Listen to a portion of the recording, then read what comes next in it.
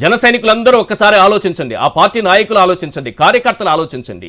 అందరూ రోడ్ల మీద తిరుగుతుంటే, ఎన్నికలకు సమాయత్తం అవుతుంటే, పవన్ కళ్యాణ్ మాత్రం నాకు ఎన్ని సీట్లు ఇస్తావు, నేనేం చెప్పుకోవాలి, ఏ స్థానాలు పోటీ చేయాలి, ఎన్ని సీట్లు ఇస్తావు, చంద్రబాబు చుట్టూ తిరుగుతున్నారు. ప్రజాక్షేత్రంలో ఎక్కడున్నారు ఆయన? జనం మధ్యలోకి వెళ్దామని భీమవరం పర్యటనకి వెళ్తే అనుమతులు ఇవ్వకుండా వేధిస్తున్నటువంటి ఈ పరిస్థితుల్లో పవన్ కళ్యాణ్ తిరగలేదంటే ఎట్లా? ఇప్పుడు ఆయన ఒక భారీ కార్యక్రమం ఏర్పాటు చేసుకుని అక్కడ ఏదో సమీక్షలు నిర్వహించుకోవడం కోసమని వెళ్ళేటువంటి ప్రయత్నంలో ఉన్నారు. తీరా అక్కడ అనుమతి ఇవ్వలేదు. ఆల్టర్నేటివ్ హెలిప్యాడ్ అడిగితే కూడా దానికి కూడా అనుమతి ఇవ్వలేదు.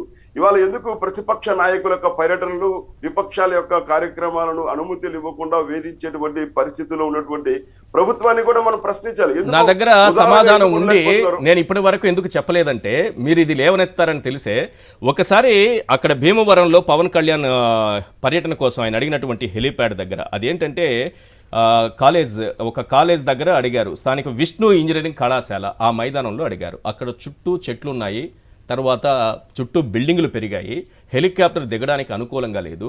గతంలో ముఖ్యమంత్రి హెలికాప్టర్ కూడా అక్కడ దిగడానికి అనుమతి లేదని అధికారులు నిరాకరించారు. ఒకసారి అధికారులు బయట ఒకటి ప్లే చేయండి. R&B ఇంజనీరింగ్ అధికారి లోకేశ్వరరావు మాట్లాడారు. ఏం మాట్లాడారు ఒకసారి ప్లే చేయండి. ఇది అందరూ వినాలి. అంటే తప్పించుకోవడానికి పవన్ కళ్యాణ్ ఏం చేస్తున్నారు? భీమవరంకి వెళితే షట్టు పట్టుకొని నిలదీస్తారు. ఏమయ్యాయి సీట్లు, ఎన్ని సీట్లు వచ్చాయి, ఎన్ని సీట్లు పట్టుకొచ్చావు చంద్రబాబు చుట్టూ తిరిగని. అది చెప్పకుండా తప్పించుకోవడానికి ఈ హెలికాప్టర్ నాటకాలు ఆడుతున్నారు. ఒకసారి ఆ బయట ప్లే చేయండి ప్లీజ్. మేము విష్ణు కాలేజీలో ఇన్స్పెక్ట్ చేశామండి. ఇన్స్పెక్ట్ చేస్తే అది నామ్స్ ప్రకారం civil aviation norms blue book ఉంటుందండి. అది దాని నామ్స్ ప్రకారం అది బిలో 100 మీటర్స్ లోపు ఏవి హై రైజ్ బిల్డింగ్స్ కానీ, చెట్లు కానీ, ఏమి HT లైన్స్ కానీ, LT లైన్స్ కానీ ఏమి ఉండకూడదండి. ఆ నామ్స్ ప్రకారం మేము ఇన్స్పెక్ట్ చేసి అదే రిపోర్ట్ మేము ఇచ్చామండి. ఏ ప్రాబ్లమ్ 50 మీటర్స్లోనే అన్ని బిల్డింగ్స్ అన్నీ వచ్చినాయండి. పెద్ద పెద్ద high rise buildings, cell towers అన్నీ ఉన్నాయండి. 50 మీటర్స్లో అన్నీ ఉన్నాయి కాబట్టి నాట్ ఫీజిబుల్ అని మేము రిపోర్ట్ ఇచ్చామండి. గత నెలలో సీఎం గారు కూడా ఇన్స్పెక్షన్కి అక్కడ హెలిప్యాడ్ సెలెక్ట్ చేస్తే మేము అదే కలెక్టర్ గారు, SP గారు మేము అంత ఇన్స్పెక్ట్ చేసి ఆ 50 మీటర్స్ లోపు అన్నీ ఉన్నాయి కాబట్టి వేరే సైట్ సెలెక్ట్ చేశామండి. వేరే బయట సైట్ సెలెక్ట్ చేసి అక్కడ నామ్స్ ప్రకారం ఉన్న సైట్ సెలెక్ట్ చేసి సీఎం గారికి అనువుగా అది ఇచ్చామండి. ఇది ఒకవేళ మన సామంచి గారు ఆరోపించినట్టుగా అధికారులు ఉద్దేశపూర్వకంగానే ఇవ్వలేదనే అనుకున్నాము. ఏం సార్, చంద్రబాబుని అరెస్ట్ చేస్తే 290 కిలోమీటర్లు హైదరాబాద్ నుంచి విజయవాడకి కారు వేసుకొని వచ్చి మధ్యలో రోడ్లో పొల్లాడి ఇన్ని చేసిన వ్యక్తి మంగళగిరి నుంచి భీమవరం వెళ్ళారు సార్. 120 కిలోమీటర్లు 1.5 గంట ప్రయాణం. కొండా రాజీవ్ గాంధీ గారు ప్లీజ్. కొండా గారు చెప్పండి. ఒక సబ్మిషన్. ఇందాక సామంచి గారు మాట్లాడితే ఏమన్నారంటే, ప్రతిపక్ష నేతలని ఇలాగా హెలికాప్టర్ మీద వెళ్తా ఉంటే పర్మిషన్లు ఇవ్వకుండా ప్రభుత్వం ఇబ్బంది పెడుతుంది అని అన్నారు.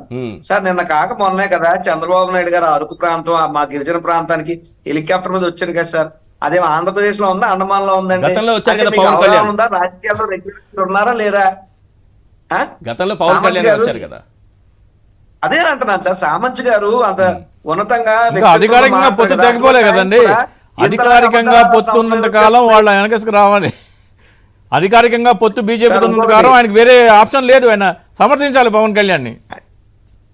పవన్ కళ్యాణ్ సమర్థించుకోమని సార్ మాకు అభ్యంతరం లేదు. దానికి మా మీద ఎందుకు బురదేయడం, మా మీద ఎందుకు రాజకీయాలు? సామంచి గారు ఒక్క నిమిషం, నాకు పూర్తవలేదు. మీరు మాట్లాడలేదు. సామంచి గారు ఒక్క నిమిషం. సామంచి గారు, మీరు పవన్ కళ్యాణ్ ఎత్తున పెట్టుకోండి. పవన్ కళ్యాణ్ ఏమో తన పల్లకలో చంద్రబాబుని మోస్తాడు, మీరు ఆ పల్లకను పవన్ కళ్యాణ్ పల్లకను ఎక్కించు మీరు మోయండి, మాకు అభ్యంతరం లేదు. కానీ పవన్ కళ్యాణ్ పొగుడుకోవడం కోసం మా ప్రభుత్వం మీద మీరు ఎందుకు బురద జల్లుతున్నారు? మేము ఎక్కడా కూడా ప్రతిపక్ష నాయకులకు ఇబ్బంది పెట్టలేదు. ప్రతిపక్ష నాయకుడు చేతగాని దద్దం అయిపోతే ఆ తప్పు మా ప్రభుత్వాన్ని కాదు. ఒకవేళ అవ్వలేదు, హెలికాప్టర్ దిగడానికి అక్కడ ఫీజిబిలిటీ లేదు, పర్మిషన్ ఇవ్వలేదు, సివిల్ ఏవియేషన్ నామ్స్ యాక్సెప్ట్ చేయలేదు, రోడ్డు మీద వెళ్ళడానికి ఏమొచ్చిందండి? వారాహికి టైర్లు లేవా? వారాహికి బండ్లోని చంద్రబాబు నాయుడు పెట్రోల్ కొట్టించిన అన్నారా? డీజిల్ కొట్టించిన అన్నారా? చంద్రబాబు డబ్బులు ఏమన్నారా మీటింగ్ కి? రాజీవ్ గారు ఆ ప్రశ్న రోడ్డు మీద వెళ్ళడానికి ఏదో అన్నారు, ఏమొచ్చింది ఏదో అన్నారు కదా, ఆ ప్రశ్న మీరు ఎప్పుడైనా జగన్మోహన్ రెడ్డి గారిని అడిగారా? ఒక ముఖ్యమంత్రి ప్రోటోకాల్ ప్రశ్నించకండి సార్. అదంతా చదువులేని అమాయకుల కోసం మీలాంటి వాళ్ళు, అమాయకుల్ని మభ్య పెట్టడానికి మీలాంటి వాళ్ళు మాట్లాడతారు. మీకు ప్రోటోకాల్ తెలుసు కదా, ఎందుకు ఇవన్నీ మాట్లాడతారు? సామంచి గారు ప్లీజ్ దాన్ని తప్పుదారి పట్టించకండి. మీరు ఒక లాయరు, ఇదే పవన్ కళ్యాణ్ ఎన్నిసార్లు హెలికాప్టర్ వేసుకొని తిరగలేదు? మరి ఇప్పుడు ఎందుకు అనుమతులు ఈ విన్నారు కదా క్లియర్ గా. చెప్పడానికి ఎస్ ప్లీజ్ కొండ సామంత్ గారు గారు. ప్రశ్న అడిగారు, నేను సమాధానం చెప్తాను. సామంత్ గారు ప్రశ్న అడిగారు, నేను సమాధానం చెప్తాను. సామంత్ గారు ఎట్లా అన్నారంటే ఒక్క మాటతో సప్త సముద్రాలు దాటినటువంటి సామంత్ లాంటి తెలివైన వ్యక్తి కాల్ జారి పులికాలో తుల్లుని పడిపోయాడట. అలాగా ఒక ముఖ్యమంత్రికి ఉన్నటువంటి ప్రోటోకాల్ ఏంటి, ఆయన టైమింగ్స్ ఏంటి, ట్రాఫిక్ ఏంటి, ముఖ్యమంత్రి గారు రోడ్డు మీద వస్తే ఏ విధమైన ఇబ్బంది ఉంటుంది, ఎయిర్లో వస్తే ఏ విధమైనటువంటి అనుకూలత ఉంటాయి, ఇవేం తెలీదా? మరి ఎందుకంటే మోడీ గారిని కూడా రోజు రోడ్ల మీద కార్లు వేసి తిరగమానండి, ఫ్లైట్లు అక్కడ మానిమానండి, మీ అమిత్ షా గారిని మానిమానండి, మీ నడ్డా గారిని మానిమానండి, మీరు మాత్రం విమానాలు ఎక్కువ తిరిగేస్తారు. మా ముఖ్యమంత్రి అయితే మీ గుండెల్లో అని ములులు గుచ్చుకున్నాడు నెప్ప. ఏంటండి ఇది? చంద్రబాబుకు పవన్ బానిస అయిపోయాడు, మీరు ఎప్పుడు పవన్ బానిసలు అయిపోయారు ఇంతలాగా? ఇది తప్పు. మీ వ్యక్తిత్వం పవన్ కళ్యాణ్ కాపాడడానికి మీరు దిగజారిపోతున్నారు. పవన్ కళ్యాణ్ రూట్ మ్యాప్ ఇస్తామని మీరు ఏం చేశారు? నిజాలు నిర్భయంగా మాట్లాడేందుకు బీజేపీ వెనుకాడదనే విషయం మీకు తెలుసు రాజీవ్ గారు. ఏది వాస్తవాలు మాట్లాడుకోవాలి. వైజాగ్ పర్యటనలో కూడా పవన్ కళ్యాణ్ కి అడ్డు తగిలారు. వైజాగ్ పర్యటనలో అనుమతి ఇవ్వడంలో కూడా తగిలారు. కాదు మాట్లాడండి. రాజీవ్ గారు ఎన్ని రకాలుగా సీఎం గారికి కూడా అక్కడ పర్మిషన్ లేదు అన్నారు. సీఎం గారు కూడా అక్కడ దిగాలనుకున్నప్పుడు పర్మిషన్ లేదు, వేరే ప్రాంతంలో చూసుకోవాల్సి వచ్చిందని చెప్పారా లేదా? క్లియర్ గా విన్నారా లేదా? మీరు అధికారులు చెప్పిన మాటే కదా. ఇప్పుడు ఆయనకు ఉన్నటువంటి పర్యటనల కారణంగా రద్దు చేసుకొని ఇంకొక ఇంపార్టెంట్ కార్యక్రమానికి అటెండ్ కావాల్సి ఉందేమో. ఆ మాట చెప్పండి మరి. ఆ మాట చెప్పండి. సినిమా షూటింగ్ ఉందా ఏంటి? చంద్రబాబు ఇంపార్టెంట్ పని, చంద్రబాబు ప్రజలకు మించింది ఏముంది సార్? కరెక్టే. ఇంపార్టెంట్ పని అది చెప్పండి. రాజీవ్ గారు మీరు ఎన్ని ఆరోపణలు చేయొచ్చు, ఇప్పుడు మీకు స్వేచ్ఛ ఉంది. ఇప్పుడు మీ మీద కాదు కదా పవన్ అంటే మీరు ఎందుకు ఫీల్ అవుతున్నారు? అయితే అదే సమయంలో నేనేమంటాను, వాస్తవాలు కూడా మనం మాట్లాడుకుందాం. చింతా గారు ఒక క్వశ్చన్ చెప్తాను నేను.